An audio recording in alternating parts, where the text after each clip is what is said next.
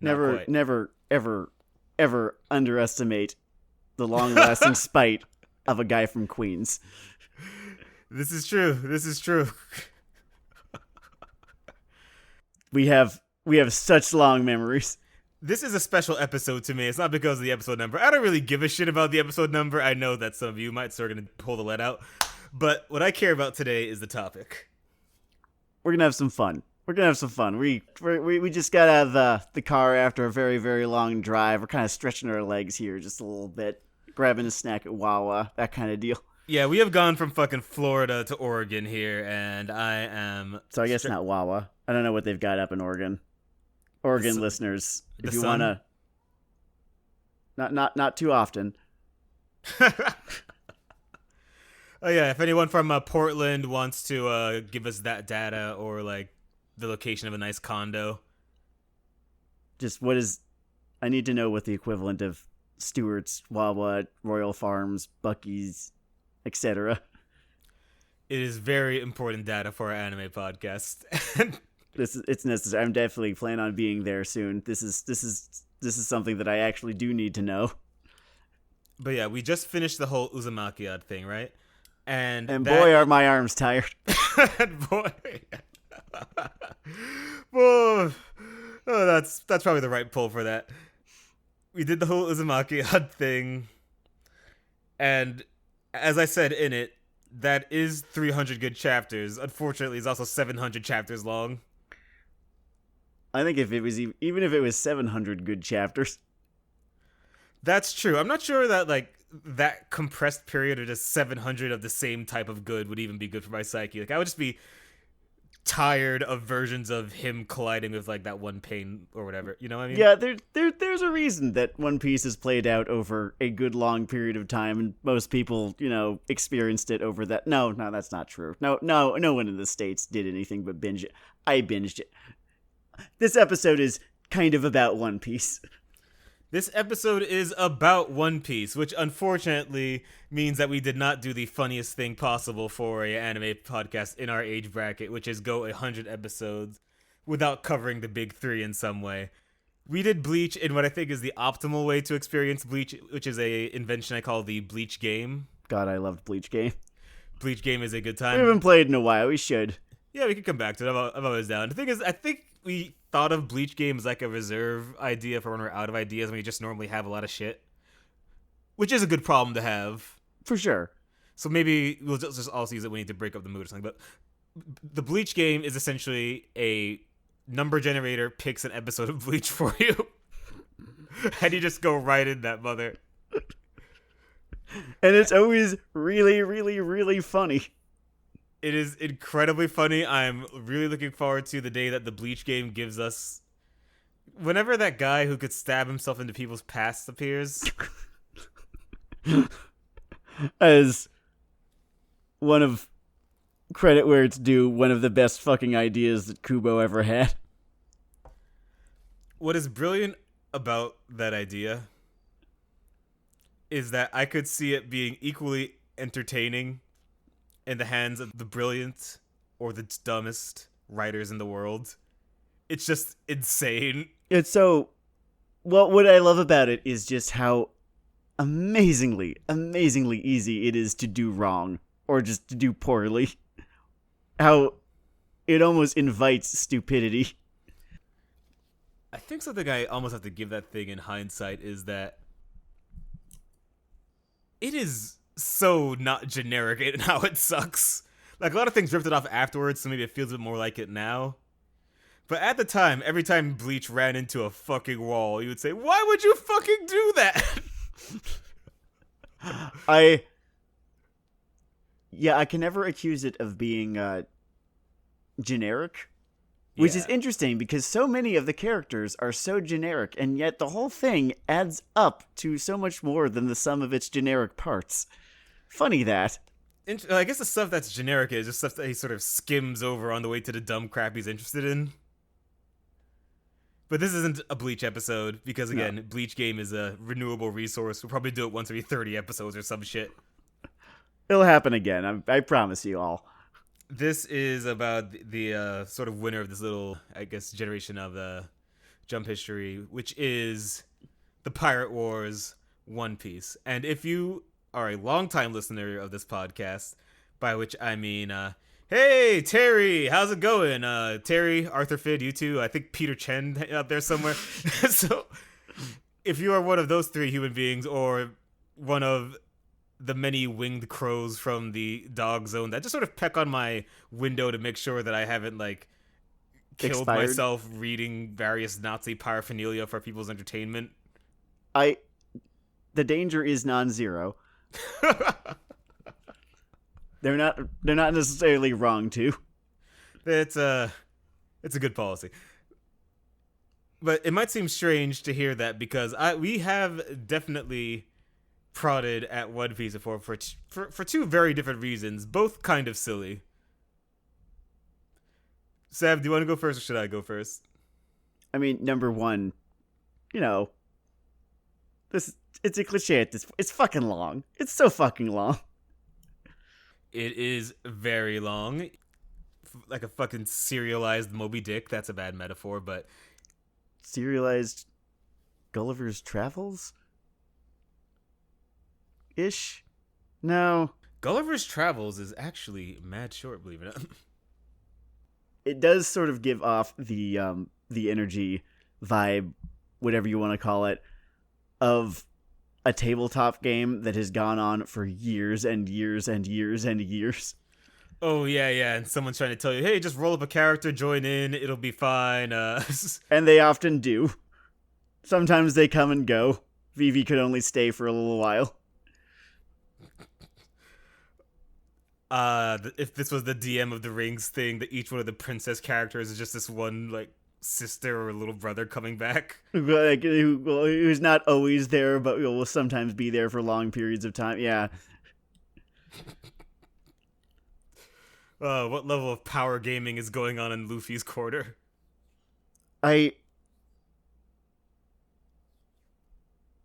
think he... Wait, no, that's Zoro's player. That's definitely Zoro's player. No, yeah, absolutely. Zoro's player is the guy who just knows the system inside and out and just decided, no, none of this devil fruit. No. Three swords.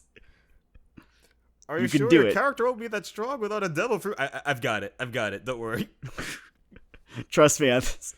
I found it. I found the loophole. So yeah, it is long, and that was like, was that your big reason for not trying it? That was, I think that was the biggest reason. Is just I'm not reading all that shit. I'm sure at some point I may have had my doubts about its quality.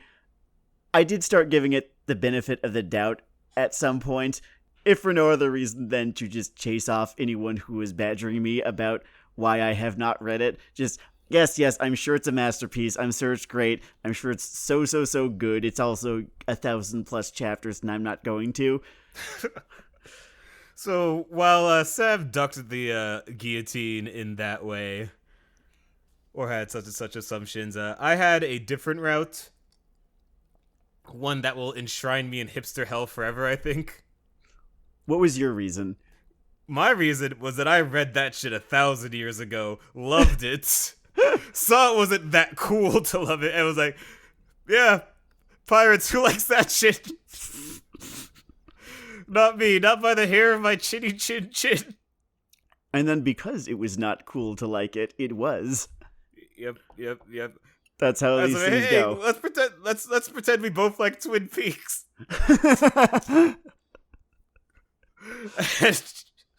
Oh man. And then I can replace my fucking One Piece hate mail with Twin Peaks hate mail. Someone has to be emailing me at all times, or I just can't really just get off on a day-to-day basis. It's a constant in my life. I know it looks like I do the Nazi agitation thing to make a better world or something, but it's really more I just need to be perceived to not fade into the distance. So yeah, I became you need to be perceived by people who do not like you. Yeah. So I became what I can only call a shonen CIA plant. Crypto Nakama, yeah, just quietly in the background. And you'd pass by some image or action figure and would say, "Oh, is that from like Two Piece or something? Oh yeah, that must be like Don Quixote Don Flamingo from chapter 496, volume 43." And there'd be a long pause. Yeah. Yeah. So yeah, I enjoy this stuff a lot. I remember I actually started with one of the fucking movies for some reason. No, it wasn't one of the movies. It started because I have a bunch of old Shonen Jumps, and I sort of came back to that stuff because I was raiding my house for useful materials. That's a long personal story. Basically, the Dale family's one eternal sword fight. But yeah, I went through some of those volumes, and I don't know, there's sort of a gravity field around the world in that thing, and I just ended up doing this binge into at least up to Eni's lobby and the whole I Want to Live thing, where I don't know if you can read up to there and just not be into it, or even read that part in isolation, not really be into it. I think that it is physically not meant for you. I was going to pitch it almost as like you have no soul or something, but it's fine. Not everything's for everyone, but it is definitely some allele of pirate adventure is missing, and it's almost like a dirty trick he plays within his lobby, right? Because it doesn't happen so far into the story. I'm not really sure where it happens manga wise. I don't have that memorized, but early enough that it's reasonable. It's reasonable to have someone to ask as the author, or to ask as the person suggesting you read this. Yeah, just read / wash up to Ennis lobby. Just go that far. Just go that far, and then you get there, and then you're in this position where it's like, oh fuck you, man. Like how? Yeah, I'll just read this. Now, you son of a bitch. I'm in it now. Aren't I? You can't just stop there. Just take a few bumps, like a few parties a week. We'll do a semester. We'll be casual cokeheads. It'll be great. And that is the pitch of an MFA. My entry into the series was probably a lot of folks' recent entries into the series, where late last summer, the Netflix series premieres, and it's very, very good somehow. Like almost too good. Netflix as a corporation is like one of those Mission Impossible stunts where someone is just dangling from one arm off the edge of a fucking helicopter. Because only one thing is ever going right over there. Yes, and I guess it can be. I guess your thing and another thing can go right in the same year, just as long as they don't premiere in the same week. Right. You get one good live-action anime type thing, or at least, I don't know. Was Cowboy Bebop like a sacrifice that they made to the just like hells? on the throne of Baal or something? Exactly. Shit. Yeah. Just like, here, take this. Take the heart of Spike Spiegel, and with it, bring forth the Gomu Gomu no Mi. I think what is perhaps most insane about that setup is that if you were to ask me which one is just easier to adapt, I would assume Cowboy Bebop is just a little more grokkable to an American sensibility, but I guess it just sort of matters what you come out the project with, right? I could talk all day about how wild it is that all of the Looney Tunes bullshit that is so characteristic of One Piece works at all. Not even as well as it does, just works to begin with in live action. I don't know that we have the hour that I would spend ranting about it. It does entertain. It has often felt in the great hovering web of franchises that make up modern culture as we march towards... I'll be optimistic today. The singularity. As we march towards the singularity. Bam. No doom posting, just cyborgs. Are you happy? So, as the pace rockets along, it has always been kind of interesting that One Piece is not bigger in America and Star Wars isn't bigger in China, and I guess maybe this is half of nature correcting itself. Something like that. It's I think there's a whole lot to be said about COVID in terms of how it kind of did a whole little, what would you call it, like a hockey stick in terms of popularity. That is what I've been hearing. Yes. Just... Once people ran out of alcohol and pornography, the pirates. then they were ready to be on the cruise. I can't judge that point of entry. The only reason I am fit today is because of the apocalypse. I was sitting around, just lying on my stomach, looking at the ceiling, and I thought, this is kind of like jail. What do black guys do in jail? And so that was that fucking journey. But we have more than broad discussion. I mean, I could probably broadly discuss One Piece. I'm also a deeply paranoid soul, so we also prepared something for you. Or at least got a game ready. We play games here. The game here is pretty simple. It's drafting crews. For all the wild lunatic shit that goes on in One Piece, there are some pretty consistent gears at work. And one is a lot of the crew compositions just have some simple roles, extrapolated into various forms of insanity. We're just sort of using the Straw Hat template here. We're going to use the Straw Hats as a template. I think we have split one of the characters into two different roles. Because which is again where the other crews come in, and also just because it was just more fun. Well, he said 10 men will do, so this is the captain plus 10. Right. Or at least yeah. We're still waiting to fill that. And if our number's off, then fuck it, who cares? It's a good game. So it is just a game. Yes. So we have various rounds, various themes, but the roles we're gonna fill each round. This is the template we are filling in. There is the captain, relatively self-explanatory. They are our leader. They are in charge of rousing speeches, chief shit-kicking duties. Chess rules, if they're taken out, you're probably done as a franchise. Yeah, it does. They do end up being kind of like the keystone here. And hopefully they can pass a good silhouette test.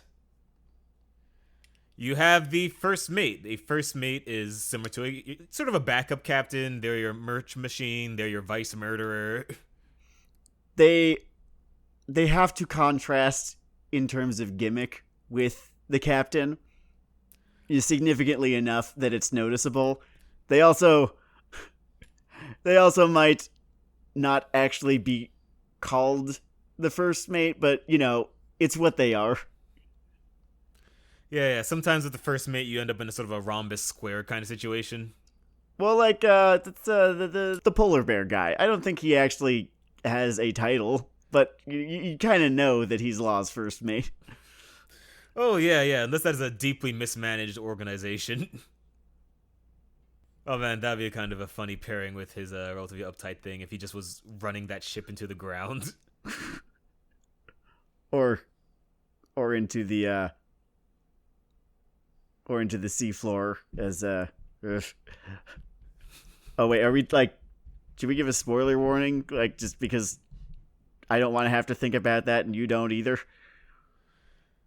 Okay, sure. Going forward from the diarrhea hose of the mouth, all kinds of spoilers probably coming through. I don't want to spend any amount of energy thinking about what I should and should not be revealing here. I do not have the media training. Well, actually, I guess I do. But I'm not applying the media training. Not to spoil anything during this game. Okay. So then we have my favorite role, which is the word cook in air quotes. Because it's not about the fucking food. That's so ancillary. It's so ancillary. This is your free space murderer. Now this is an important one because you want a good murderer, but maybe not quite the same flavor as the first two, because you got to have a little flexibility in your crew. Like if you have two knights in your first two murderers, it might be a good place for like a rook or a bishop here. They're the type where if you've got two edgelords, this is where you inject just a little bit of, what would you call it, non-postmodern energy, or if you have, just by contrast, if you've got two kind of traditional like good guy types, this is where your edgelord that he's here. Right here. Exactly. That's a great way to put it. Like, if you've got two circles, we doing triangles, now you got two triangles, we doing circles now around there. Exactly. Then we have Navigator, typically brainier than the rest. Probably not going into a punch-out, though. You can't have too much punch-out, so feel free to inject that there. Often a fan favorite. But yes, the person who... It's implied in this setting that navigation is relatively complicated.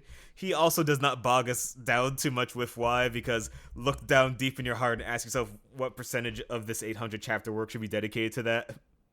It's a smart decision. We need him to be there. We don't need to see him doing it. Yeah. They're just saying, man, charts be heavy today. Mascot is sort of one of the role fissions we had here, mostly because it's funny. Technically, the mascot and the doctor are the same in the main crew. Amongst the crew, yeah. But we split it up here. A mascot is a mascot, is your gritty, or more importantly, it is your grimace. Oh man. You don't even... You guys. You fucking guys. You don't understand. You don't understand what last week was like for me. We were recording this on Monday, October 7th, and everything about last Monday up until, that span of 7 days from Monday to Sunday. Holy fucking shit, guys. Oh, I am the context fairy. Sam is an avid Mets fan, and their fortunes have just become fortunes, basically. Just having like historic games, four in a row, just no biggie at all. Just the biggest two of the three biggest home runs in the entire history of the franchise. You're just the biggest fucking turnaround that I could have possibly imagined. Just everything that I have not come to expect from the New York Metropolitans. The opposite of lol Mets. So yeah, a good mascot is worth your time because that's what goes on the t-shirts when you turn around lol Mets. I don't know how. It will be studied for years to come. It will be studied. The impact of Grimace will be studied for years to fucking come. I don't know how far we go. I'm not going to start acting like we're going to go any distance further than we already have, because that's when lol Mets happens. So my ass is staying humble. Is that the ritual? Lol Mets is like something you summon? Whenever there's expectations, we will that's expectations cause us to choke. There were no expectations so lol this Mets time. Is like love. It's it took me a second. Look, this could become a baseball podcast if I let it. The dude and is armed for a spinoff. Like, if I learned 10% more about baseball, I think we could carry it. We could absolutely. Yeah, yes. I could turn this thing into a Mets fan cast, or we could just also do a Mets fan cast if we ever found ourselves with that kind of time and the inclination to do so, for sure. It feels good to have options in this world. You can have your mascot fight. It's most important that they can mascot. Yeah, that's... They just have to kind of have a... T-shirt ability. Yeah, you know it when you see it, you know? So a sharpshooter is a finesse option and often comic relief. But basically someone that can gain some cheap points on the board. Mm-hmm. Then there's your shipwright, which, yes, they are in charge of, keeping the ship, ship shape and everything, but it's also kind of your gimmick guy too. Very much your gimmick guy, often your tech guy. This is kind of a conceptual free space. For context, the shipwright in the main crew is a fucking cyborg, and this is not a story about cyborgs. It's a cyborg who runs on Coca-Cola, or I guess just cola. Yeah, there's however many varieties. It makes me smile so much. This thing, it's no wonder this thing has its own fucking Tokyo Tower theme park. It could have its own country. I'm not even sure it doesn't. Be careful. The celestial fucking dragons might take that one over. So, After the shipwright, we have the helmsman / adult. I've interpreted the helmsman as kind of, because we're using, the Mugiwaras here as a template. I've interpreted helmsman as kind of older / bigger guy, just uncomplicated ass kicker. Mm-hmm. A good way to interpret the helmsman thing is your rock. It also helps that they could steer the fucking ship, but I think it might be most important that they just keep everyone from drowning. Literal drowning and figurative drowning. They are the anti-drowning expert. Or alternatively, they are, in fact, in their own universe, good at steering things, whatever that means. Yeah, I guess someone else's hands will just fall off the fucking wheel. I have trouble imagining that a captain or a navigator will suddenly start vomiting as soon as they touch that thing. So then we have. I think it was Usopp who was doing it until Jinbei finally joined up, right? He was, yeah. So then there's one that I think in some rounds we merge them, in some rounds we split them because we are fast and loose. Oh, that's why I have 12 sometimes. Okay, that's where I fucked it up. There we go. So we have one space that's mostly a hybrid, but I guess I actually split it once, which is hot person / archaeologist. Now you might say, isn't archaeologist kind of niche for a pirate crew? It doesn't necessarily need to be an archaeologist, but it does need to be niche. It does need to be niche. It is someone who is either there for story purposes or air quotes story purposes. Or as it may be in this case, both. I don't want to spend too much time falling over myself in praise of Oda and the decisions that he made about the story and the characters and the character designs and such and so on. But there's something very fundamentally understands showbiz about Nico Robin and his choice to have the person who just knows shit about the world and the myth arc of the series also being kind of the how would you what is the right way of describe? I would say that it's as if every bit of exposition that Obi-Wan delivered was just in Carrie Fisher's mouth instead.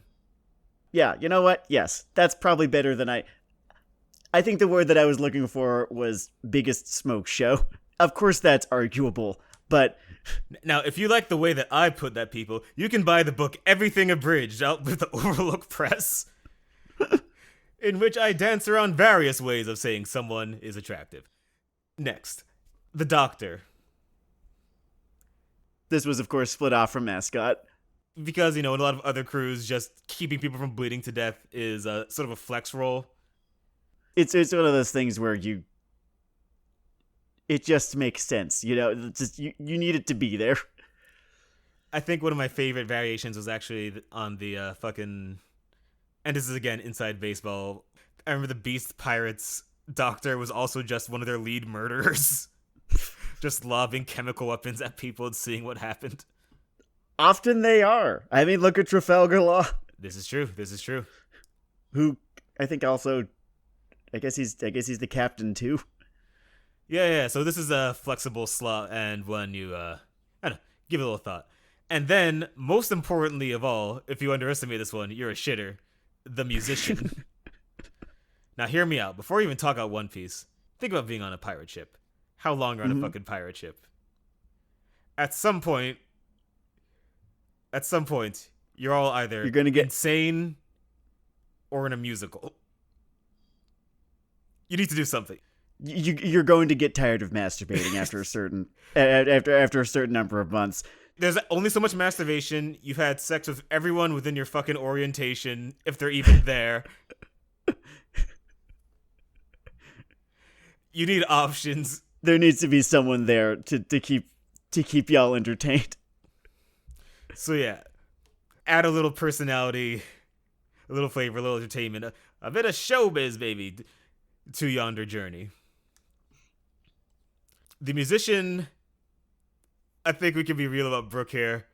Fighting is not the priority. This is not your party character. It's a thing that he can do if pressed, certainly, but no, generally. He can fight in a very literal sense of, like, he is physically capable of fighting. Sometimes he can even win.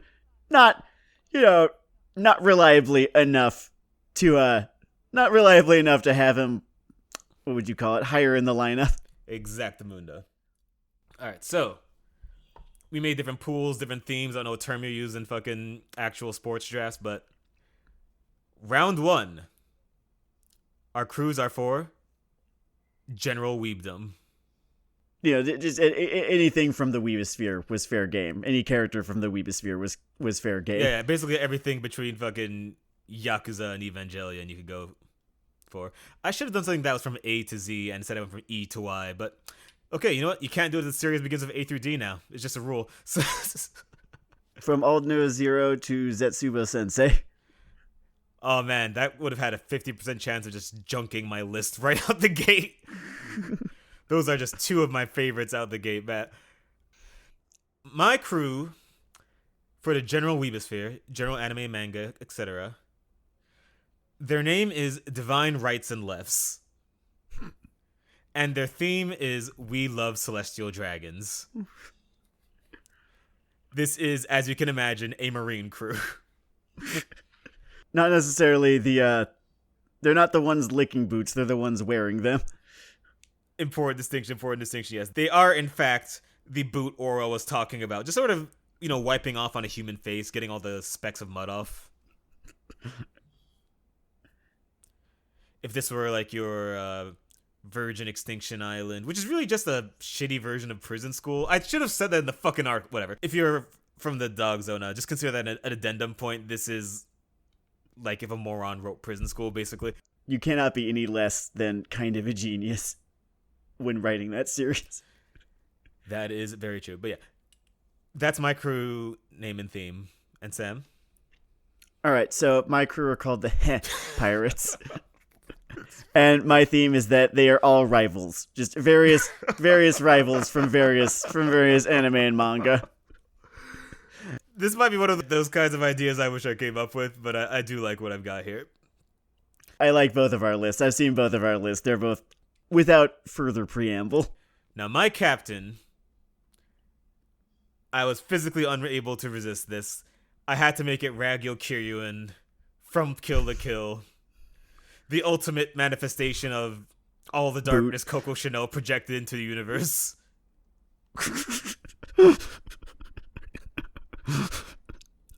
If you've not seen Kill la Kill, but you listen to an anime podcast, then thank you for being my greatest fan. I love you. You have to sort of imagine a high fantasy early Lady Gaga, but she is also the main character's literal mother and on a real Darth Vader kick. Somehow an even bigger authoritarian than Anna Wintour. Combining all those threads into one sort of dangerous ball. Oh, wow. Was that? Oh, that wasn't on. That was my subconscious, dude. My subconscious is good one then, man. Yeah, I think I've got that thing trained. I can always make jokes on fucking autopilot now.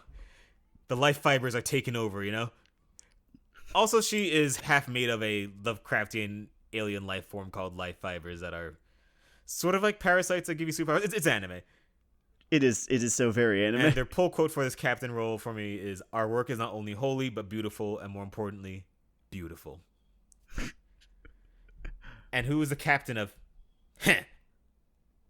the Pirates captain? Well, I mean, if you've been listening to this series for any length of time, then you will know about the high regard in which I hold one particular anime bad guy sort of above all other anime bad guys.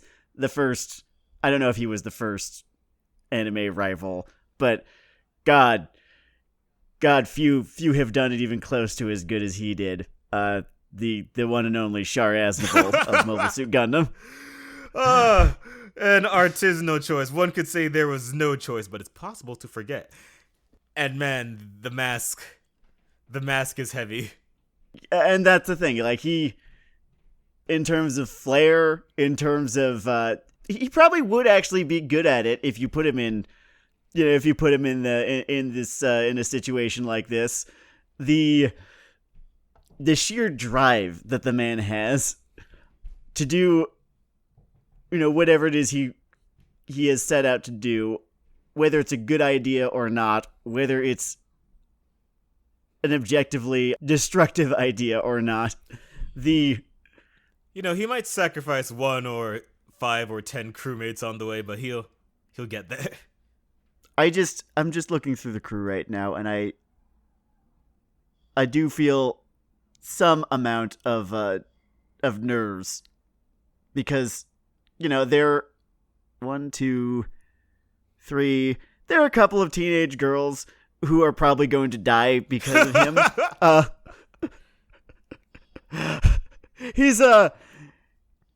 It's a little bit of a trademark. Just a little bit of a trademark of his. And well, we talk about baseball a lot on this fucking podcast, and there are sacrifice plays, and he has a few very specific sacrifice plays where a teenage girl dies and he does not.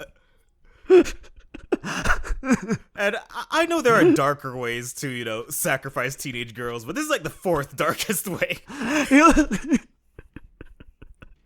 What I've always found fun is just, it never seems like he's doing it on purpose, but it happens so often that you have to imagine he is. It's one of those real shame on you, fool me twice kind of things. Maybe he's engineering the circumstances. All of them seem to want to fuck him, which adds like a little bit of a layer of creepiness to the whole thing, too. Yeah, it's not a good-looking rap sheet. No. You don't recommend joining Sam's crew.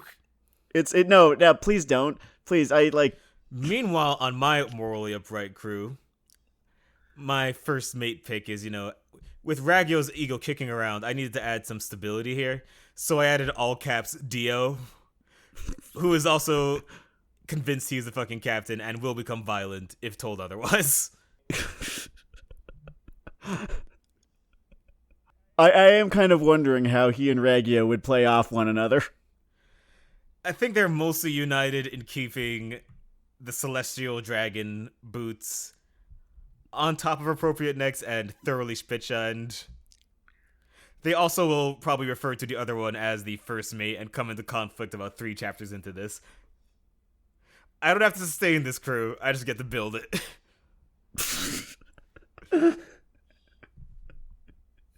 We're not getting paid to make the playoffs here. Yeah, this is a fucking Moneyball. So my first mate is I think if Char Aznable is kind of the original shonen rival, even I don't know if Mobile Suit Gundam really counts as shonen, given it was an anime first, and there's all sorts of little rules here. It's shonen enough, right? But he's like dug into the cultural fucking cave painting walls, so yeah, I guess if anything it's seinen, but whatever. There's enough 12-year-old boys who are into Mobile Suit Gundam and its descendants. If Char was the first rival, then I had to include the most famous one as the first mate, Vegeta, who desperately wishes that he was the captain and is perpetually fucking grouchy because he knows that he would not be as good at it. What a wavelength of inadequacy that man captured. But he will, and I imagine he probably primps and preens over literally the entire rest of the crew, asking them what they were doing in there, taking a nap. Oh, you can bet that the type of overmanagement that his personality type would indulge in any kind of management situation.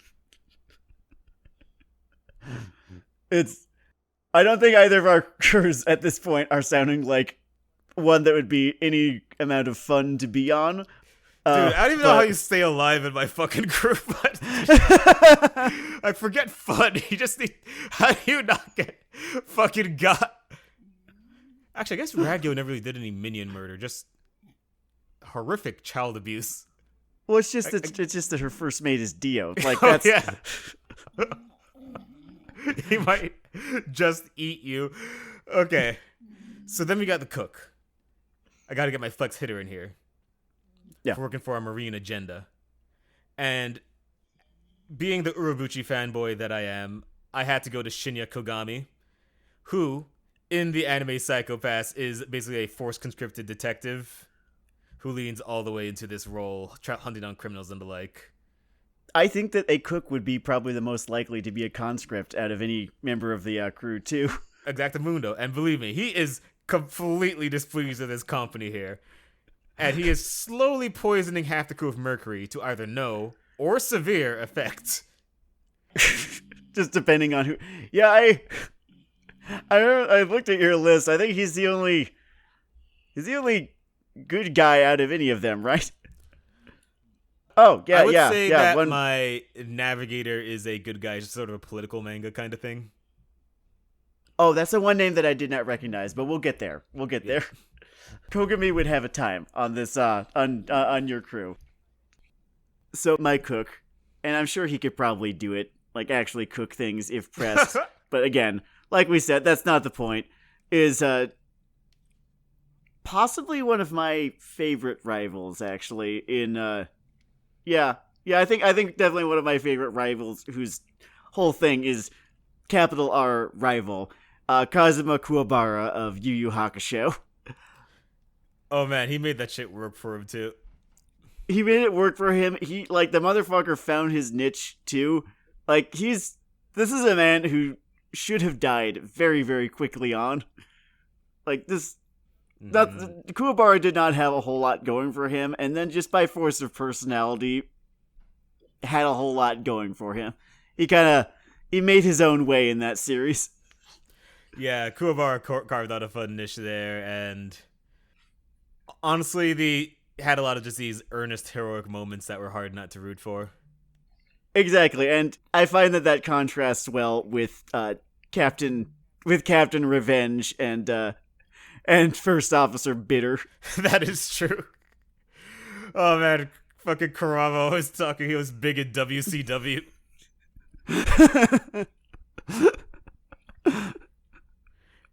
Oh, puppy. So, this brings us to the Navigator round.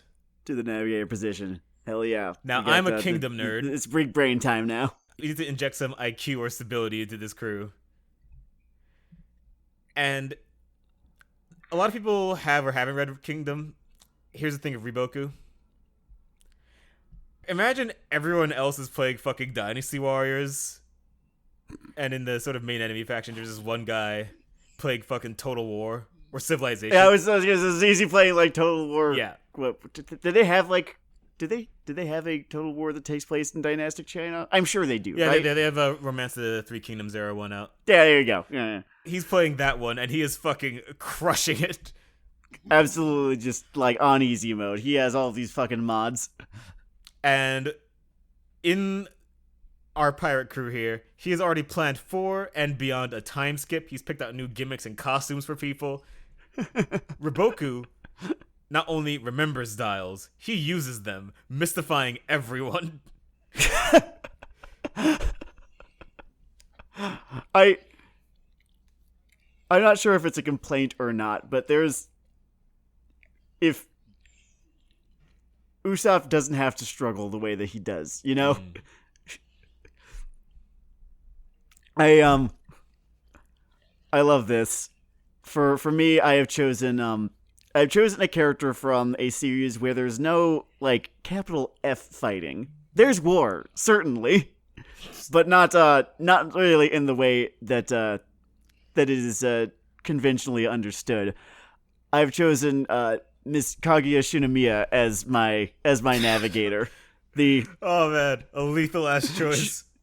She has 1,000 plans, just like Riboku, and I don't know how much of her resources she sort of has access to aboard, just this ship, but there's still something to be said for her just the insane amount of fucking prep time that she does. It's just Batman levels of the stuff. Yeah, she definitely goes to Wayne University.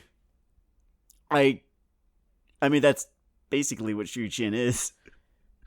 Man raises a point. I feel like everyone on their cheerleading team is just moving little Go pieces around in their free time. They never quite show that happening, but it seems to basically be happening. I had this little image in my mind when I was thinking about Kaguya here, where, I'm thinking of, they introduced Caribou, right, in, Fishman Island, thereabouts, and how he would have been oh so dangerous, like 12 arcs ago, but it's just Logia in the new world. How cute.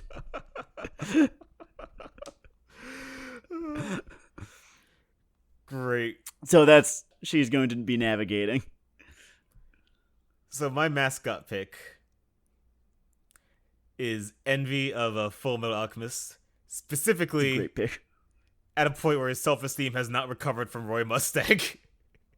Oh, so like Worm Envy. Worm Envy. He's having a shit time. He's probably not making out of East Blue at this rate. For kicks, I'm going to say he probably ate like a mythical zone, but it's highly redundant because he can already transform. So now he just can't fucking swim. He is one piece of unwanted sympathy away from jumping off the ship, yes. Yes. It's a good thing he's in this highly abusive environment that matches the way he feels on the inside.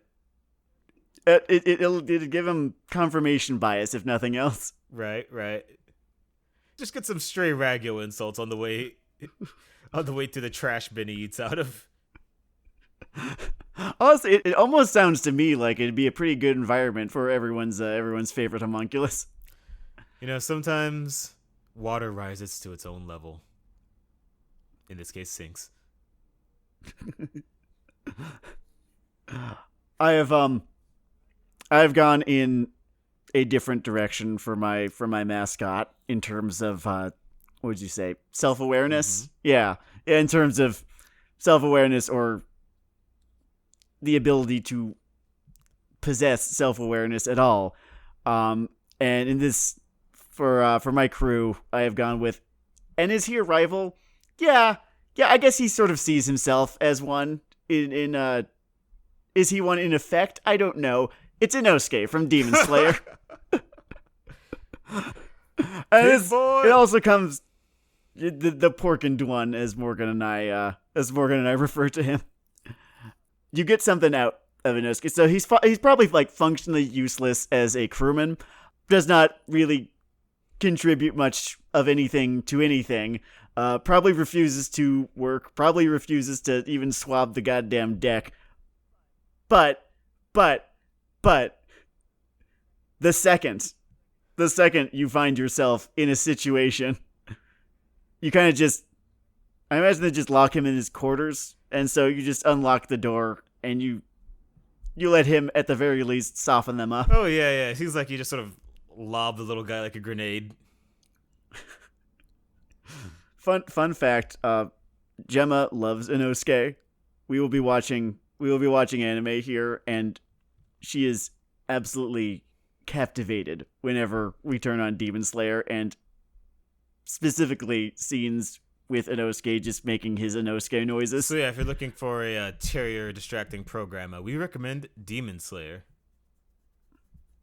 She seems to have calmed down, by the way. For now. Now, when I was thinking of my sharpshooter, I was specifically thinking about this marine theme I sort of walked into. And I kind of just wanted someone who would chase an ideal off the bend. And I had to go with Homura of Madoka fame. To which I have written in the caption, Madoka's a celestial dragon, right? Like, this is all Gucci then. Cool. Yeah. And Morgan is still in this year of 2024 trying to get me to watch Madoka. I really need to. It's not that I don't think it's good. I'm sure it is. I understand the weight of infinite time. I mean, did Urobuchi write the whole thing or just one of the movies? I know he at least wrote one of the movies, but I think he's written the movie that they are coming out with in a sec here too as well. This is actually quietly a Gen Urobuchi fan cast. We're just slowly transitioning over. I'm looking at my list and I'm like, oh, yep, he shows up at least once here. Oh yeah. Wait till they get to our episode by episode I'll know a zero recap. We would do that, right? After the Naruto thing. Honestly, I would. I'll get the fucking sugar and caffeine then. it's not a good idea, so we won't do it. But like, it's not as though I wouldn't. I would definitely have a good time. And who is your... Oh, also the sharpshooter thing is sort of a pun because she always carries all these fucking guns and bang. Bang, bang, bang. For our sharpshooter, again, not a traditional rival, but definitely a rival insofar as the, what would you call it? The politics of the show go, the character politics of the show go. It's Asuka Soryu Langley of Neon Genesis Evangelion, who is absolutely convinced, by the way, that she is the hot person and not the sharpshooter. But she's got an Eva. The Eva's got a big-ass gun. She gets the job done. You know, it's a method. It's a method. I'm also very, very, very concerned with her demonstrated habit of imprinting onto an older guy who's very, very clearly not into her, given that Char Aznable is the captain here. If it makes you feel any better about your HR scenario, my shipwright is fucking Gendo Ikari. So, you know, I think we're in a good place here. Oh, I'm not... HR assumes that the human is even still alive. That is true. I guess you have to deal more of like the burial plot expense or disposal service. Oh, yeah, just dispersing life insurance policies. Crime scene cleanups is a mini game trend. I'm worried that Asuka is going to die because Char Aznable puts her in front of him. They're all... For those of you having trouble reading... So your shipwright is Gendo Ikari. I wasn't being sarcastic. Yes, yeah. And, you know, he's a neat guy. He's got neat designs, right? And, you know, the nice thing is he works very independently, so he doesn't need much oversight. No, you don't really need to pay attention to, like, you know, he'll... Yeah, and here in One Piece World, you can, like, make a nice group chat, sees a clown or some shit. It'll work itself out. Absolutely. There's nothing fishy going on with the stuff that he's building. You know, it's nice that there are just some good, clean people we can rely on in this world. Yeah, there's no, like, dead women's souls in anything. What a novel. In the history of familial abuse, what an innovator. He found a new way to do it, for sure. we were talking about Gen Urobuchi, and my shipwright. I don't actually know how much building stuff he did within his series, but it did seem like he had more than a couple ideas on innovation here, just because that was the kind of protagonist he was. And this is actually the only main protagonist that I've put on this crew, because he also does function as a very, very good rival within his series too, is Inoho Now from Aldno Zero, the divisive Gen Urobuchi spin on the Mobile Suit Gundam formula. He's not a shipwright by trade, but it's sort of the kind of thing where he'll fall backwards into it and just be really, really fucking good at it, just because that's sort of how he does. It's interesting that thing was as divisive as it was, and that's interesting that people can just carry so much heresy in their hearts. I think the thing that I think you and I watched it the whole way through, just first season then second season. I think when it was airing, I think as it was airing, or the twists that happened towards the beginning of the first season might have left a bad taste in some folks' mouth. Once you view the series, you know, just front to back all the way through, you know, without however many months. Oh yeah, there wasn't time for me to like build sort of expectations in my head. Yeah, I think it ends up working a little bit better than it might have. I think I understand if people felt a little bit cheated by the fact that, you know, characters who were teased to have, you know, been got were not in fact got. I get that. I do think that the whole thing works as, you know, as one cohesive product. Fair enough. On the subject of mechs, we're on to our helmsman now. Mm-hmm. And my helmsman is more stable behaving, more enjoying of his day-to-day life than a lot of people on my crew. It's motherfucking Ali Al Sanchez. Oh, The Crown Prince of fucking murder. Oh my god. Of Gundam 00 for those who do not. Yeah, of Gundam 00. Ali Al-Sachez is someone who walks into the active Eternal World War misery of a Gundam franchise and just sort of belts the chorus of Singing in the Rain. He's just having the absolute most fun that anyone could possibly fucking have. He lives for it. He's having a great time. He gets all the fun that one gets playing a cathartic video game, except it's real life, because what's the fucking difference to him? And he'll be, in his cola-powered cyborg, saying, man, crushing the lives and dreams of the weak in One Piece world is great, and there'll never be comeuppance. I think this kid's food and hat next. Can maybe kill his family, too. Yeah, really diversify. Okay, that's not diversifying. This is like, maybe they can defend themselves. Maybe they can't. They probably can't. We'll see how it rolls. So my helmsman, I have also gone and double dipped into the Gundam franchise here. I don't know. Helmsman became pilot for me too. I feel it. Is the not historically the Rock of his series by any fucking stretch of the imagination. But Shin Asuka of Mobile Suit Gundam Seed Destiny.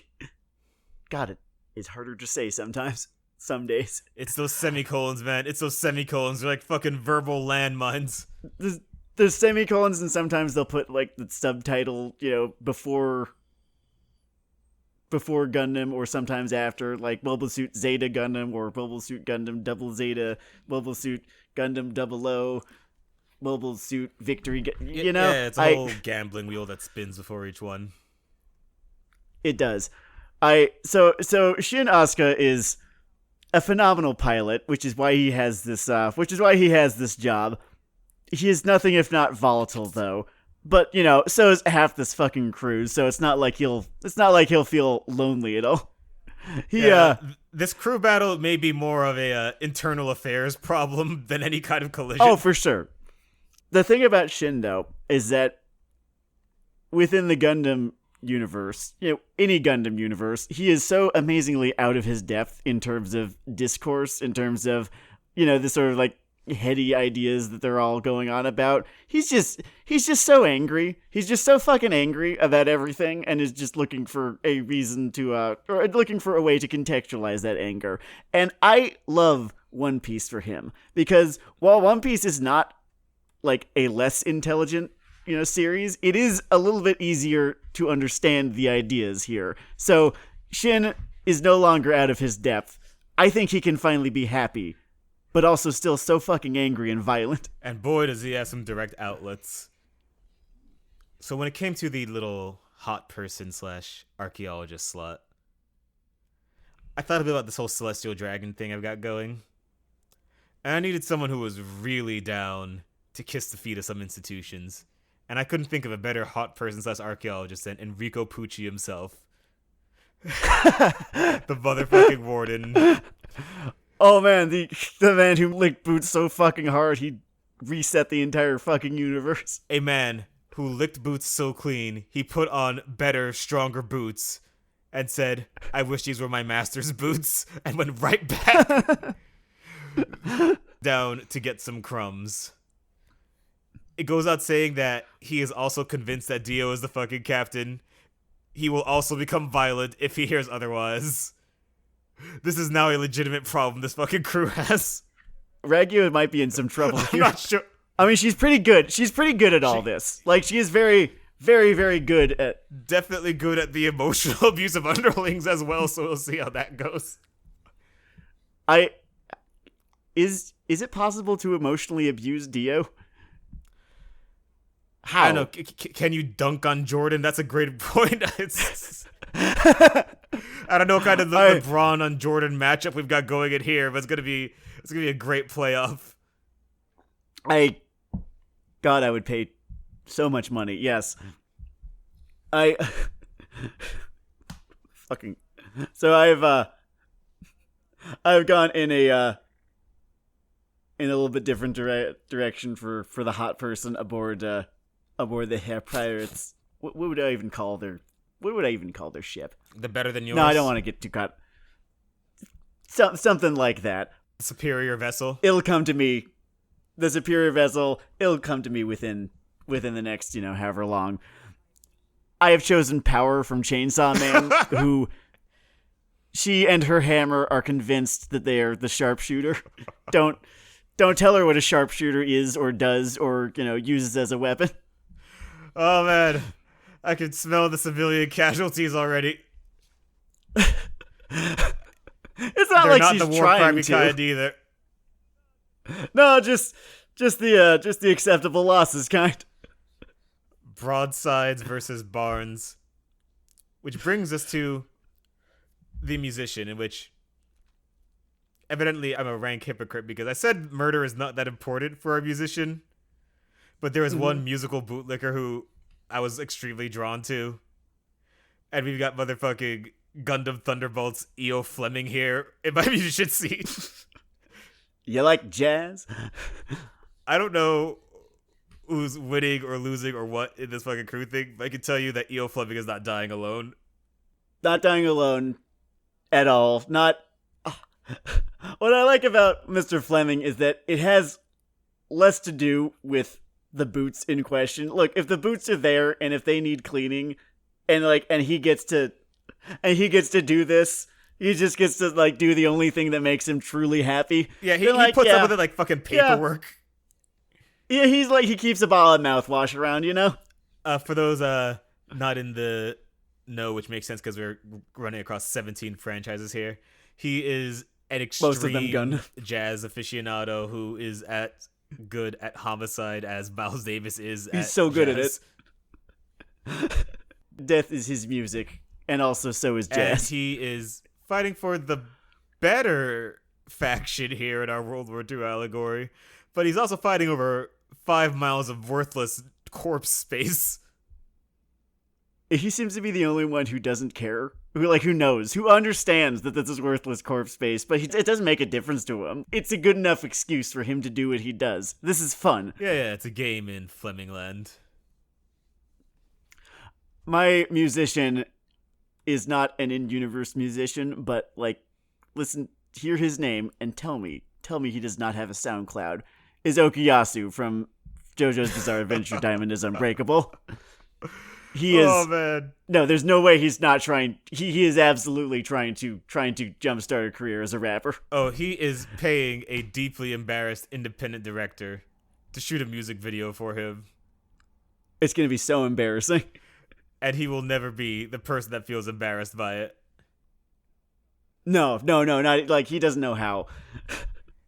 If he were smarter, he would be able to kick so much more ass than he does, because, man, the hand. You could give that to a main villain, and yep. I shuddered. Yeah, but he's not. He does. I think he even admitted at one point that he probably that he's not smart enough to actually use the damn thing effectively. What he does know how to do is have a really fun time. He's enjoying life more than most of us. I have this headcanon about Diamond is Unbreakable that he and Josuke, whenever off screen, are just. They're in some parking lot to a grocery store somewhere, smoking weed, which deeply, so much more illegal in Japan than it is here. Oh yeah, it's a bit of more of a high rolling activity. But they care so much less. He cares so much less. There's a commensurate amount less. Now, my doctor. Half these people can heal themselves. Half these people probably deserve to die. So I went for more of a mental health doctor / warden. Just someone just staple gunning this ship together. So my mental health doctor here is Mary the Crowmaster from prison school.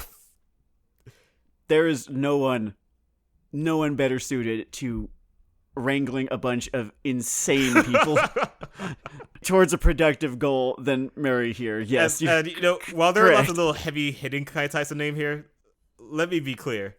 If this group makes it out of the Calm Belt, if this group makes it out of the fucking East Blue, it's Mary's fault. It's because Mary is the one who got them there, correct?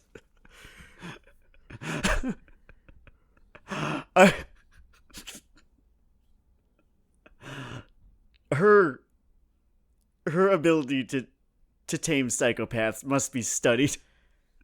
It's like being an asylum Pokemon trainer, is how I would describe her.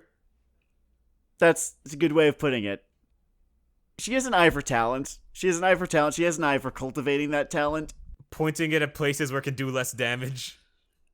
Exactly. And no one is without their deep, debilitating, psychotic flaws. And she knows that. She understands that. She doesn't judge. She factors it in, just like everything else. It's part of the mode. I like her for this. My doctor is... I'm now thinking about just like how he is on this crew, just in terms of would he even choose to still be here after the first day? To be fair, he's used to promoting himself within deeply fucked organizations. That's true, because it's Roy Mustang and Full Metal Alchemist. Who, you know what? Yeah, no, that's a great point. That's a fantastic point. He'd play it cool. He'd play it real fucking cool. And if you're wondering why he's a doctor, it's because he's just cauterizing wounds the entire time. That counts. It counts. He's just giving really detailed notes of every conversation Char has with a minor. Yeah. I'm just imagining him having a conversation in the mess hall with fucking Kaguya, where just the beginning of every sentence, or the beginning of the first letter of every sentence he says ends up spelling Char Aznable baby oil. Oh my god. The ultimate Morse code gag. I fucking love that. And then you get an exaggerated Kaguya reaction out of it too, just as a bonus. So this isn't an actual versus thing, but in terms of the fan booking here, I'm looking at the lineups here. I think there's one outcome. Which is? There are two deep sea wrecks in the distance. And a 4-man crew called the Mustang Pirates sort of floats along on a raft. I don't see too many of these. I think Shinya Kagami survives. Roy probably survives. He's pretty good at it. Yeah. Inosuke does not live. Asuka does not live. Char probably does not live. Vegeta maybe lives. They can bring Vegeta I don't back think he's later. on that raft though. That's fair. That's totally fair. If he feels like playing nice, they can bring him back.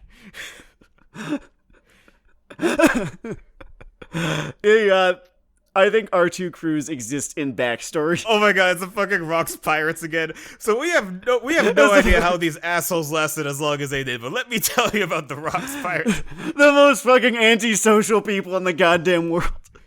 Oh man. And Whitebeard. Alright, so that's the origin of the fucking Mustang Pirates there. That makes me smile.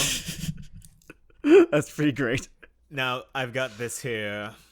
Oh, right, so our second theme, I had a lot of fun with both of these. This is a good time, too. This time, a little more direct One Piece celebration, because we are drafting within the franchise this time. Last round, all Weebdom. This time, drafting new crews, characters, specifically within the series, One Piece. And what is your crew and your crew's theme? So, my crew is called the Blacker Pearl. And the theme, hyper spoilers for the entire One Piece series ahead. The theme of the Blacker Pearl is that they're all fucking dead. Everyone on my crew has been in it, either live or in a fucking flashback, or heavily implied enough that it's a literacy test. Cool? Cool. What's yours, Sam? My crew is called the Wascally Wabbit Pirates. Or that Wascally Wabbit Pirates. And the theme here is that they are what I like to call frustrated genre refugees. Or characters who came from a more serious anime. or think that they are in a more serious anime or just another anime that's not, Looney Tunes by way of Lord of the Rings. They are chafing against the walls of this cartoon universe. They are getting cracked in the stomach by Bugs Bunny and wondering why this can't be simpler. They are the ducks that have gone amok. Yes, perfect way of putting it. So my captain here in The Blacker Pearl, I had to go with the heart of dead characters themselves, fucking Whitebeard. It's Whitebeard. It's like he's, of all the characters who have died, there's kind of no one except Roger who you would like put in this role, right? Is super true. Like, who else? I know sitting there, you're thinking, wait, this is a game, right?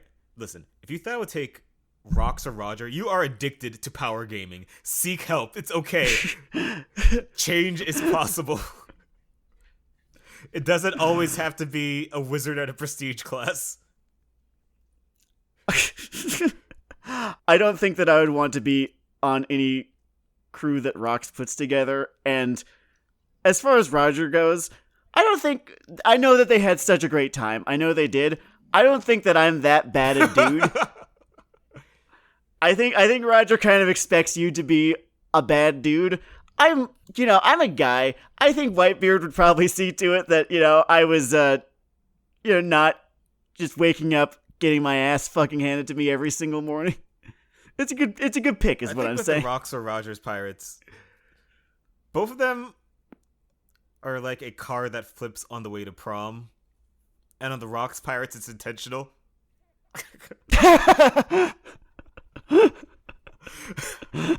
He did it to feel something. Yeah.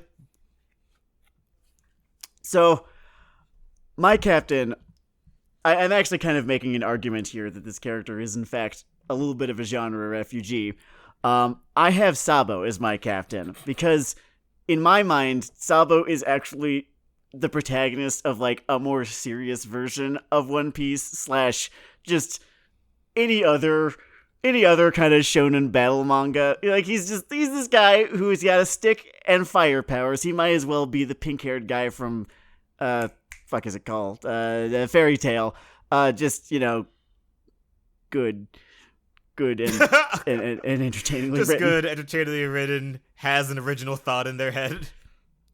And that's the thing. He's got everything he really needs in order to lead a cast. He just doesn't, which was always kind of interesting to me about his character. I like Sabo a whole lot. I think in the hands of a lesser writer, I think his introduction, sudden as it was, would have felt a little bit more shoehorned, but I guess it's just the fact that Oda kind of took his time with him that made it work as well as it did. Yeah, it was an interesting moment. I did like with the whole irrepressible destiny theme hovering over the fucking franchise. Mm-hmm. It kind of fit for me that he was maybe the revolutionary axis of that. Yes, and I think exactly. There is kind of this idea that one or two of them could probably get trampled along the way, and it did happen. Tug on neck. Mm-hmm. But things would march along regardless of what people who can turn into cool horses do. And correct, yes. Or scary horses. Oh, and joke goes here or whatever. I enjoy this franchise. So it's just as do I. Who have you picked as your very, very alive so first as my mate? very, very alive first mate? I've seen the fucking movies for this, so I had to go with Admiral Z or Zedo if you're a hyper weeb, which it turns out, even though I run a fucking anime podcast, I think I'm like a rank 8 out of 10 weeb. There's just a level I cannot breach with you people. I think there is a level of sexual frustration involved that's how you get to 10. Oh, okay, yeah. I'm pretty good looking, honestly, so I don't really have that fucking problem. So, if you think dying taught Z anything, I have a relevant dial to sell you. I will confess that Z is one of the ones that I have not actually been able to catch unfortunately, yet. Sam has only read 800 chapters and watched 1,000 episodes and seen the live-action TV show, but he hasn't seen this one side movie. Look at him. Look at that fucking 7 over there on the weeb scale. What a fucking loser. I'm very happy. I'm very happy over here at 7. Incredible. Who's your first mate in this business?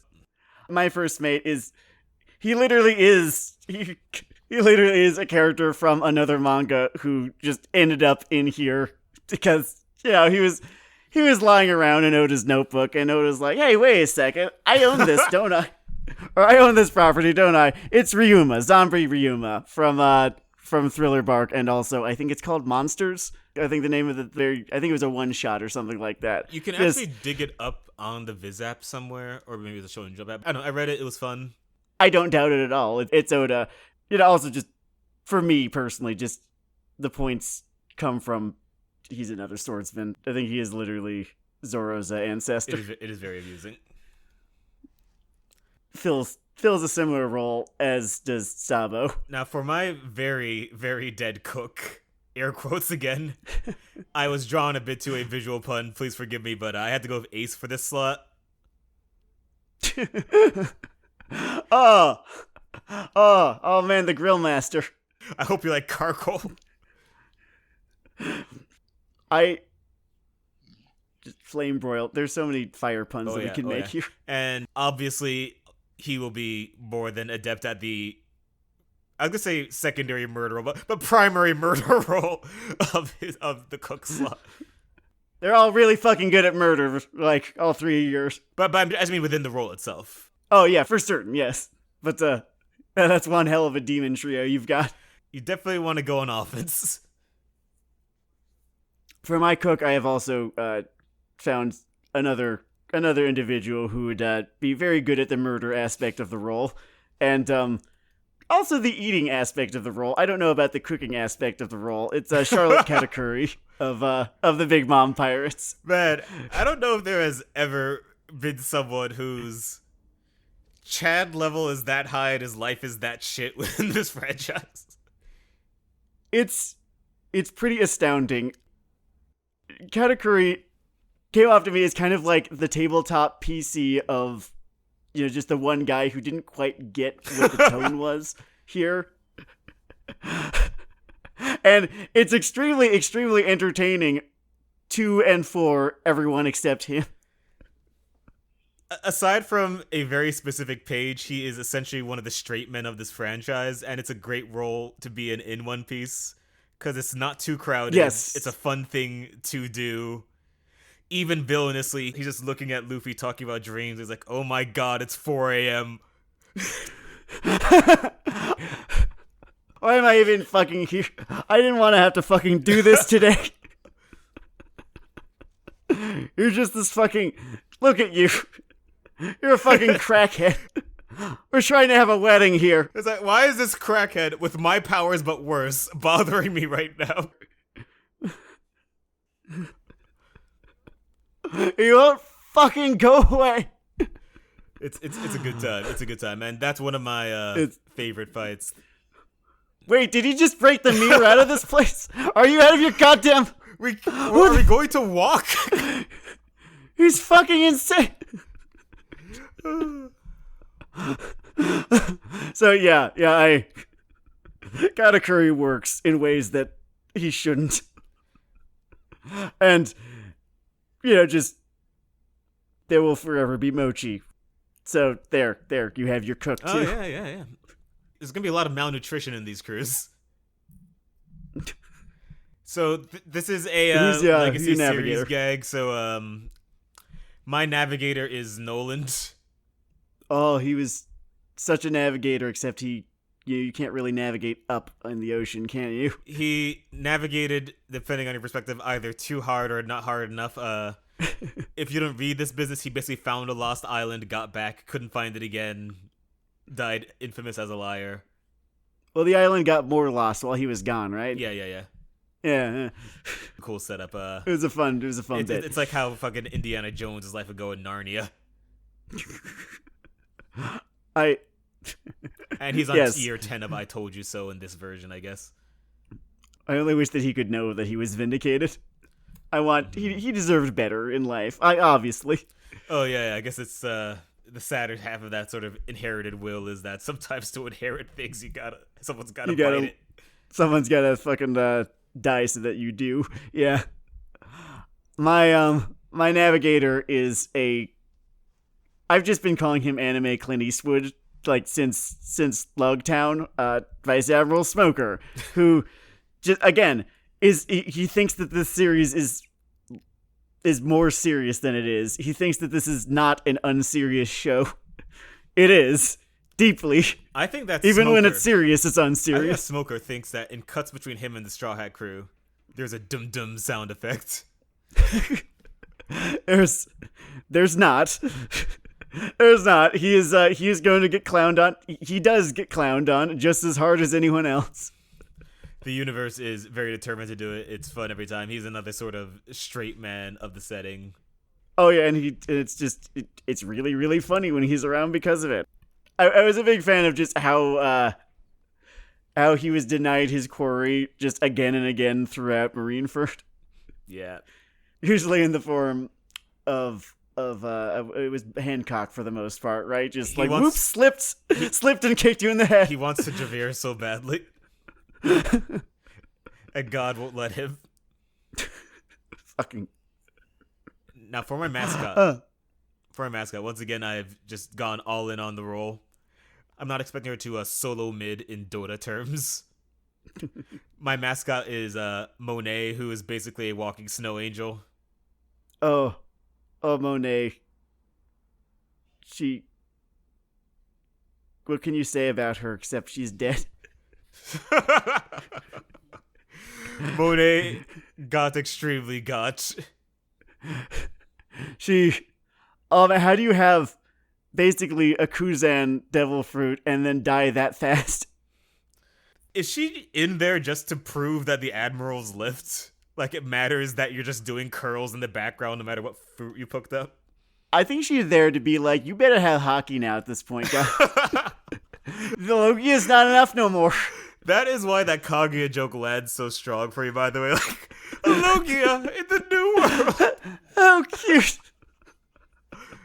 I think that's why Caribou's as funny of a character as he is. Because that's like the whole... Yeah. That's the whole... yeah. It's a good time.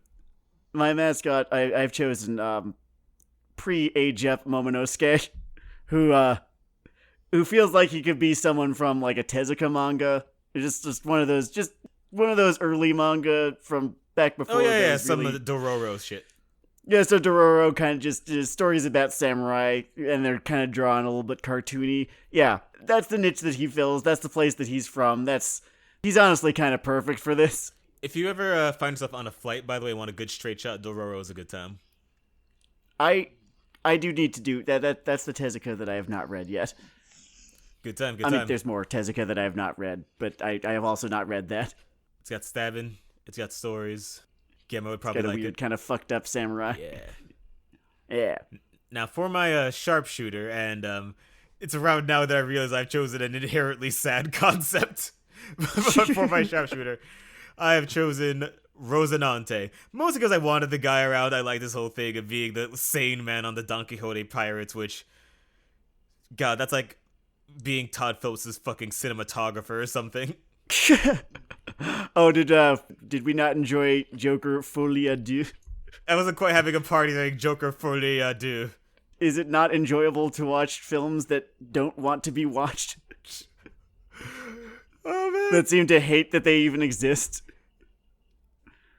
In a metatextual way, it is fascinating to watch someone bounce against the screen he is the entire time. In a cage he built and chose and signed for himself. Fucking magical. None of us made you do this. It's not the most relatable problem in human history. No, not even in the slightest. Oh, also, I guess just in terms of fun things, also because he can make stuff quiet. I kind of like the idea of that for a sniper. Just amazing. Yeah, and I do miss our Corazon. Mm-hmm. For sniper. Yeah, that does work. Yeah. I have for our sharpshooter, I might have stretched just how much of a genre refugee she is, but hear me out here. Hear me out, because okay, this is where, I mean, the arc that she is from is one big joke, and the joke only works for one very specific reason. Really, two reasons, and one is nested within another. There's no romance in One Piece. There just isn't.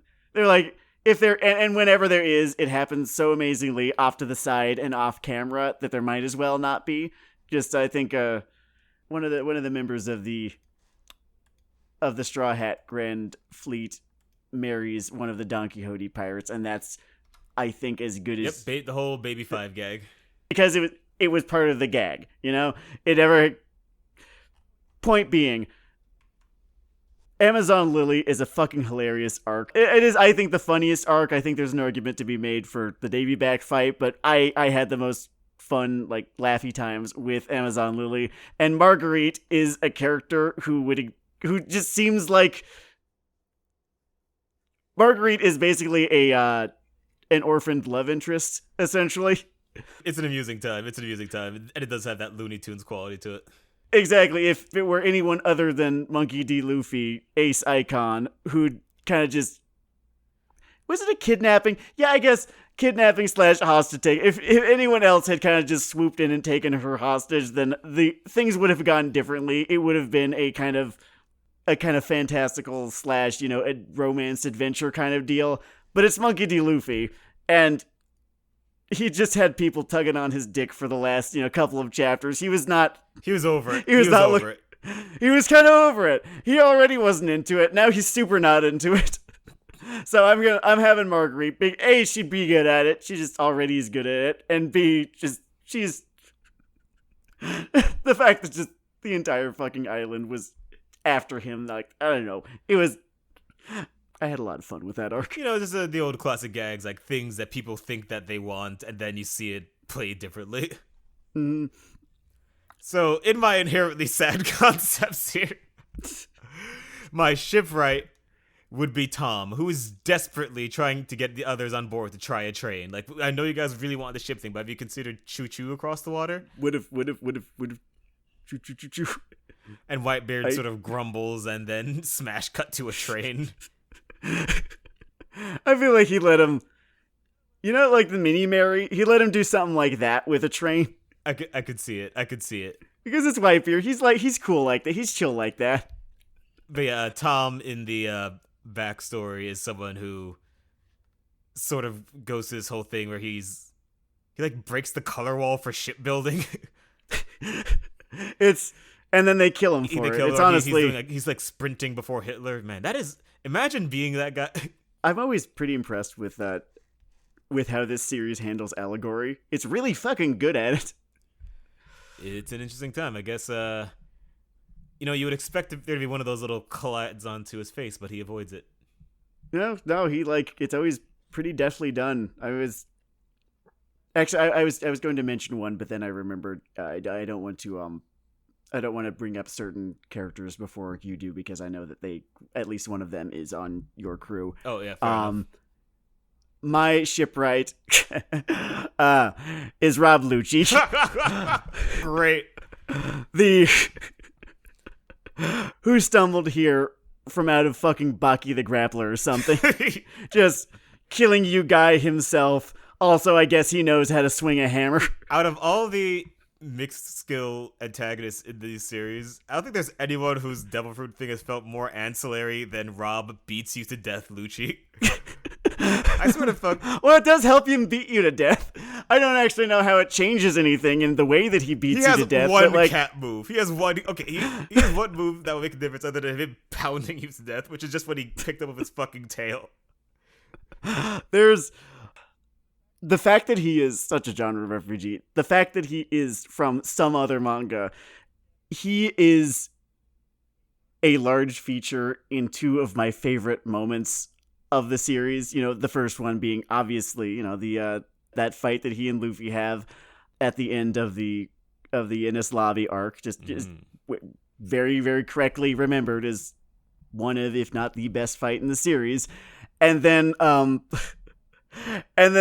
when he comes back and one of, if not the shortest fight in the series. Just the little moment when our boy just shows up as a reflection in his eye and he realizes that, no, he's not actually he's not in the same series anymore. Things have changed. Just quietly leaves the rival chair. There was a time skip. There was a Wano Kuni arc in between. Today takes a heavy toll. I'll be facing the rankings.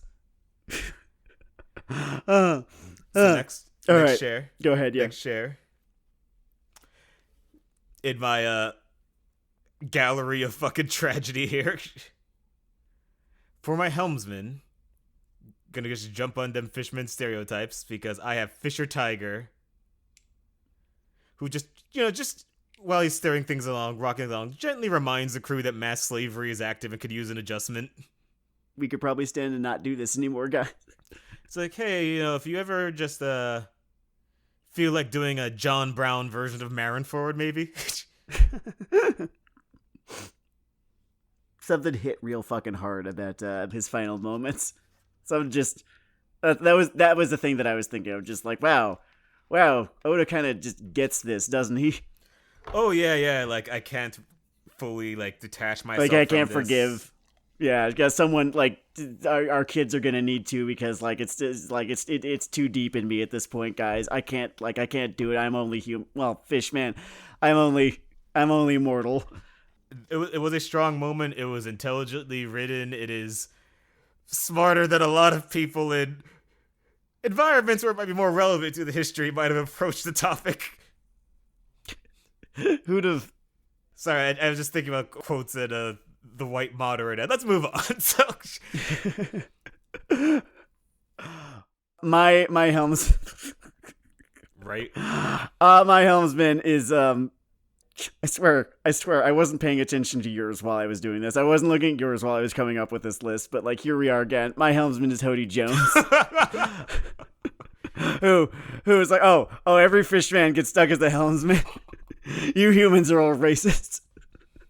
Hody Jones is... It's not necessarily that he's a genre refugee, it's just that he thought that this was going to go a way that it just fucking wasn't in One Piece. He is so far from the outline that I think it counts as a genre refugee. He imagined this was the beginning of his Scarface picture. No, man. No, we're just back from the time skip. There's power scaling shit that you're going to be on the wrong end of here, my guy. But I have the energy steroids. Do you want to take more of them? We will wait. Please, take your time. I'll find a vein for you. Oh. Tren doesn't go as far in Dream World, it turns out. No, as it happens. He was very lucky that they had to spend as many episodes running from a ship as they did. Otherwise, he would not have lasted as long as he did. The cardio ship. The cardio ship. The motherfucking arc extender itself. So for my hot person / archaeologist, this round I have Odin, who is the archaeologist by sheer volume of self-lore. Yeah, he just... Man, his fucking One Piece Wikipedia page. Right? This fucking Johnny Appleseed act across the fucking ocean. Kind of a fun way to live. Well, maybe not the ending. No, that's about as unfun as unpleasant as I can possibly imagine any death could be. Oh yeah. And he also spent that whole stretch just abs out so he can double down on the hot person role too. There you go. I have a hot person whose hotness is a little bit more chest up. We got Cavendish here, who Mr. L'Oreal himself, the mightiest locks in the world, and I guess he has a sword too.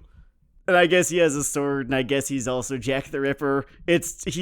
My whole thing with Cavendish is that he would not be out of place in a D. Grayman-esque kind of series. What I love about that whole stretch of the tournament thing is that it's almost a meta gag where Oda is proving he can do the action adventure version of Nedroid's 100 comics in a row thing. Exercises in style, if you will. He's a fun one. I'm a big fan of the whole Dressrosa stretch. I own the Hawaiian shirt now that Luffy spent that arc wearing. Great. It's just part of my rotation. Call me Lucy. For my musician, It's just a general entertainer. I decided to go with Kanjuro, who has this ink-based Delver who does very similar to Sai's whole thing, only he is just on screen for a consistent, concentrated amount of time instead of brought back every 50 chapters to point. I know we're done with Naruto, but like, why would you just kill him? Just kill him. If you're not going to use him, then if you're not going to use Sai, then kill Sai. Or we obey the dark will of the polls. Like, did he even ever pull that well? They killed Conjure. You know what? Nope. I'm not doing this anymore. It's a good pick. It's a good pick. It's a good pick for your musician. Ninja Rehab. Who's your musician? I've got Flashback Kuma here. Oh man, for those, there are some, for those there are no words. Oh man. That's what, Berserk? It's basically Berserk. He just lives in, he just lives in Berserk for his entire young adulthood and childhood, infancy, adolescence. You know that thing I have about, like, when you show a crime unfolding and pan back to detectives and makes them look stupid? Dragon's got a bad case of that.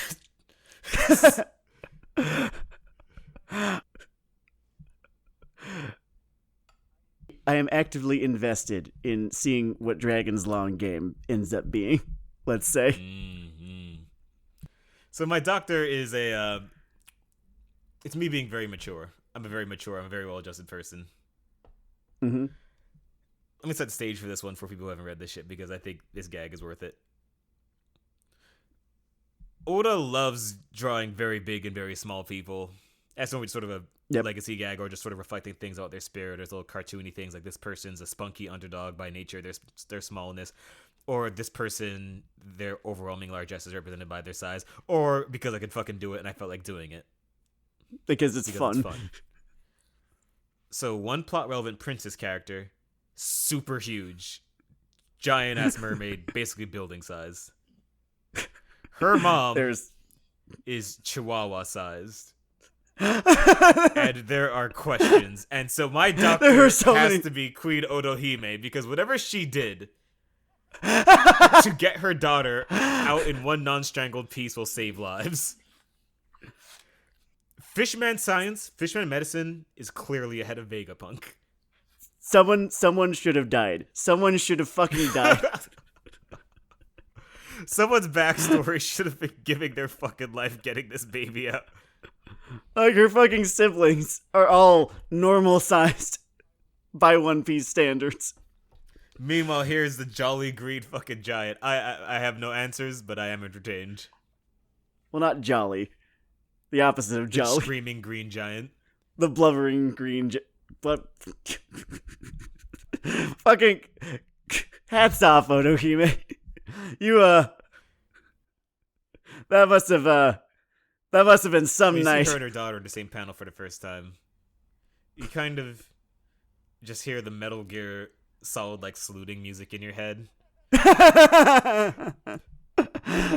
You're pretty good. Who's your doc? Oh, I was far less creative. It's fucking Trafalgar Law. Who the fuck else? Oh, I mean, pretty essential. He was either going to be your captain or your doctor at that rate. He started out as captain, but I was like, wait, no, come on. He has to be his... Yeah, it's in his nickname. It's right there. He's the surgeon of death. He wants to be a rival so fucking bad. God, he wants it more than anything else in this goddamn world. He wants it more than he wants revenge. He wants to be a shonen rival. He's picked Luffy as his target. Luffy couldn't give a fuck. I'm sorry, man. I'm sorry. You don't get to have this. You do get to have friends, though, which I think... If I could refer across franchises, across continents, he comes in talking all this rival nonsense, and Luffy blinks. Do you want to go penguin sledding? Yeah, precisely. He's the Zuko treatment. You know what? You're fucking welcome. It could be worse. Though the Zuko treatment also means you get to conduct a bit of electricity too. Well, he did the Doflamingo equivalent of that. Yeah. It's a painful ride. You know, in terms of his straight man routine, it is kind of fitting that his ultimate opponent was the whole big mob thing. Like, just the personification of all this cartoon insanity. And he's like, what the fuck am I supposed to do about this? Hear me out. I know Kaido is tougher. I feel like Trafalgar is more equipped to at least understand what the fuck was going on there. It would have been the person that you'd have him fight if this were following, like, conventions. Trafalgar's life is being, or at least, once he's introduced, backstory notwithstanding, he's there to be put into silly fucking situations that sort of test his ability to continue frowning as hard as he does. True. Testing the limits of the edge particles. Exactly. It's the same kind of sense of humor that like, whenever you have Batman do funny things, it's the exact same thing. Just, here's a dumb thing happening to a deeply serious man. Exactly. Now, I know, if you're a long-time listener, you're disappointed that this has only been 2 hours long. Well, I've got great news for you. This fucking game is continuing into... Is it 100.5 or just 101 next time? I don't care. Whatever. We're gonna number it however I feel like it. We'll go back and we'll see which ones we've done before, and then we'll figure it out. There's gonna be more. There's gonna be 2 more hours of this. Our formerly CIA held secret is now in the open. It's now out and declassified. This has been Weeaboo Hell. It is Weeaboo Hell. Fuck Marines. See what I fucking Marines. did there? Kiss my dick, Akainu. Oh man, the FBI is really going after Saturn now. There's what Saturn? Right. We'll see y'all next week. Gotcha.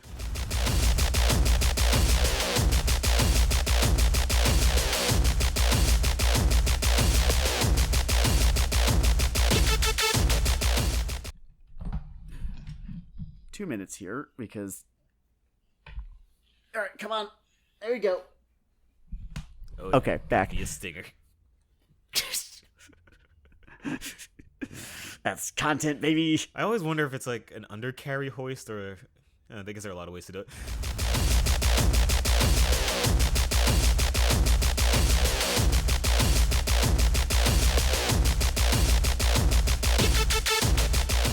Okay.